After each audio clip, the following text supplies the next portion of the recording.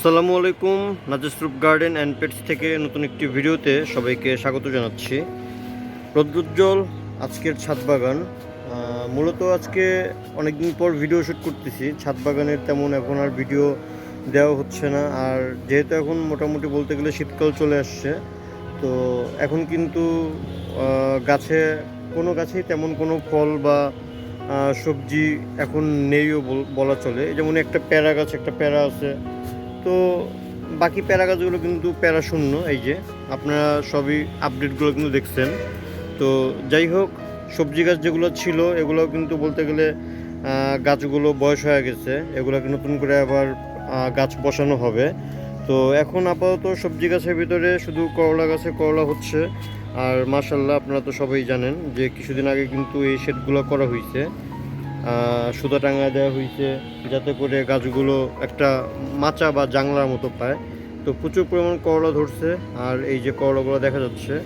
আর কিছুদিন আগে সিম গাছের যে ব্যাপারটা শেয়ার করছিলাম আপনার সাথে, দেখেন ওই সিম গাছ কিন্তু এখন মাশাআল্লাহ অনেক বড় হয়ে গেছে, এবং সিম গাছ কিন্তু বলতে গেলে দেখেন কোথায় কোথায় চলে গেছে। হ্যাঁ, সিম গাছ এমন একটা গাছ, যত মানে এই গাছ প্রশস্ত হবে বা বাড়তে পারবে, ততই কিন্তু সবজি দিতে এইসব গাছগুলো কি বলে অ্যাক্টিভ থাকে।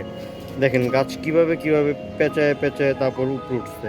তো যাই হোক, এই যে গাছগুলো, বিশেষ করে এই কর্নারের গাছটা আর এই মাঝখানের গাছটা, এই গাছ দুটো হচ্ছে আমার অনেক পুরাতন গাছ, যেগুলো আপনার আগের ভিডিওগুলোতে দেখছেন বস্তার ভিতর লাগানো ছিল, কিন্তু পাখির কারণে বাড়তে পারেনি। ওই গাছগুলো কিন্তু এখন মাশাআল্লাহ অনেক বড় হয়ে গেছে। আর এখানে বাকি তিনটা গাছ হচ্ছে নতুন গাছ।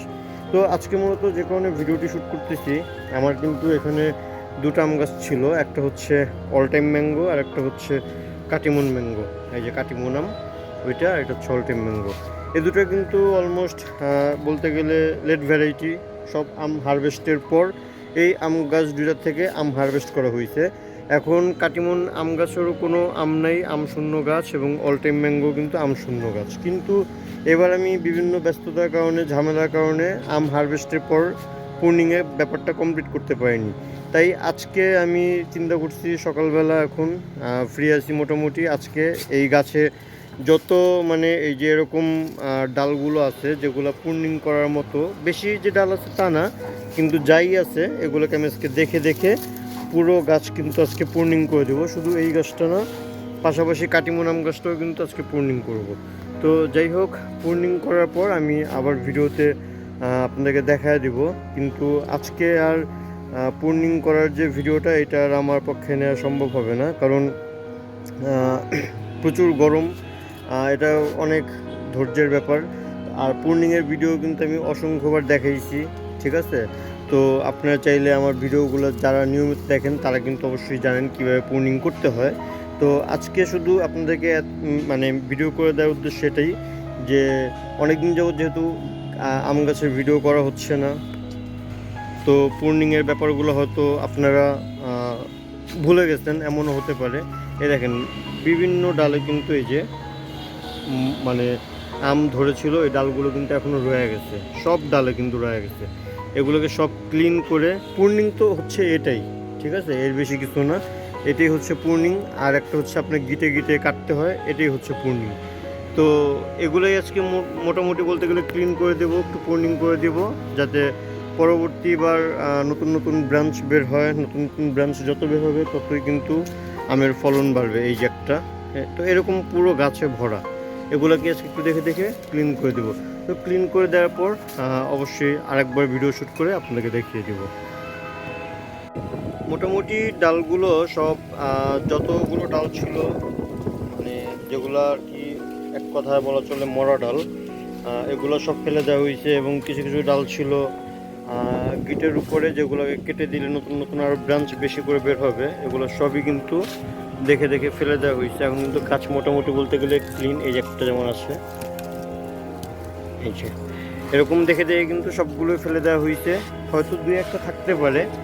তো এখন কিন্তু এই যে গাছ পুরোপুরি বলা চলে এখন পুরো আর কি পরিষ্কার করা হয়েছে। এখন আর কোনো এক্সট্রা ডাল বা মরা ডাল এগুলো কিচ্ছু নেই।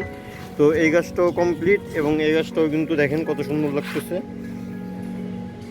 সব মডেলগুলো কিন্তু ফেলে দেওয়া হয়েছে, এখন কোনো ভিতরে কোনো মডেল নেই, দুই একটা থাকতে পারে। এই যে দেখছেন, এই যে এগুলো আসলে দেখে দেখে এগুলো ফেলে দেওয়ার পর এগুলো আর কি আটকে ছিল। তো মোটামুটি বলা আম গাছের এই এতটুকু পরিচর্যাটাই আমাদের মেইন গুরুত্বপূর্ণ ব্যাপার।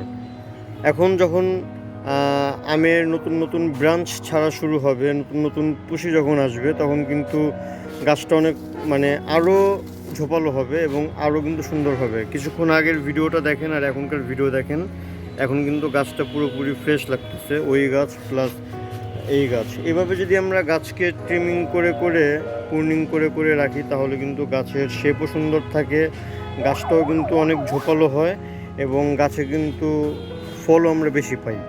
তো এতটুকু পরিচর্যা অবশ্যই করতে হবে, যদিও আমার এবার পরিচর্যা করতে একটু দেরি হয়ে গেছে। তো তারপর আজকে করে ফেললাম, ভিডিওটা বড় করব না। তো ভিডিওটি ভালো লাগলে অবশ্যই নাজিস রূপ গার্ডেন অ্যান্ড পেটস এর ফ্যামিলি মেম্বার হয়ে যাবেন এবং চ্যানেলে যারা নতুন আছেন অবশ্যই চ্যানেলটি সাবস্ক্রাইব করে